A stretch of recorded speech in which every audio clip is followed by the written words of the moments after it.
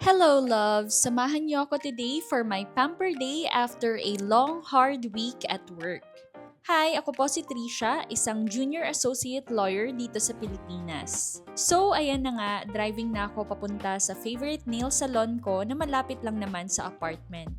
Pagdating ko, bumungad agad sa akin ang magandang smile ni ate at ang relaxing ambience dito sa shop. Ang service ko pala ngayon is foot spa with gel pedicure. Hindi ako nagpapamanicure kasi gusto ko maikli lang ang nails ko sa kamay.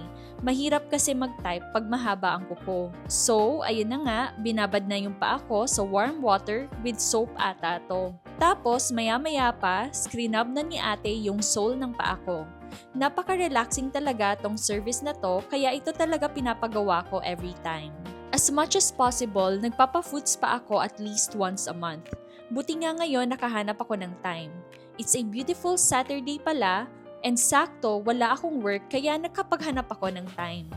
Nakapaglinis na din ako ng apartment kaya sakto talaga tong araw na to para makapag-relax naman ako. Pagkatapos ni ate scrub yung sole ng paa ko gamit ang foot file, nilagyan niya naman ng scrub yung legs ko hanggang paa.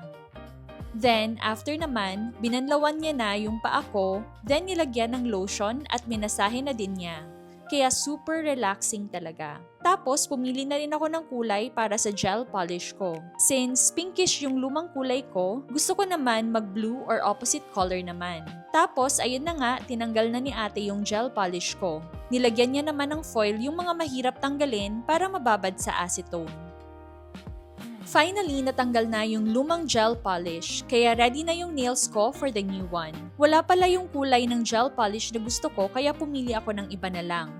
Can't wait to show you mamaya kung ano yung kulay na napili ko. By the way, gumagawa pala ako ng mga long videos sa YouTube kaya baka gusto nyo rin mag-subscribe doon. About lang naman sa life ko as a lawyer. Para sa mga nakasubaybay, babalik na din po pala ako ng New Zealand soon. Kaya magkakaroon ako ng more vlogs about New Zealand. I hope you like them! Gagawa rin pala ako ng video about sa mga questions nyo about job hunting sa New Zealand. And meron din ibang nagtatanong about naman my experience studying in law school and law school stuff. Gagawan ko rin po yan ng videos kaya mag-follow na kayo kung interesado po kayo sa mga videos na yan. So ayan na nga, nalagyan na ni ate ng gel polish yung toenails ko and very satisfied naman ako sa service ni ate kaya binigyan ko din siya ng tip. Ginamitan niya din ito ng magnet para magka-konting design yung nails. Lately talaga ito yung gusto kong design, yung parang kumikintab. And that's it for this mini vlog. I hope you like it and see you on my other videos. Bye!